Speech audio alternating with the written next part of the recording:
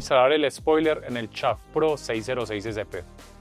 En la caja vas a poder encontrar las dos piezas del spoiler, 3 tornillos y la herramienta para su instalación. Lo primero que vas a hacer es unir las dos piezas del spoiler en los pines laterales. Luego vas a ubicar el spoiler insertando estas dos pestañas en estos espacios del casco.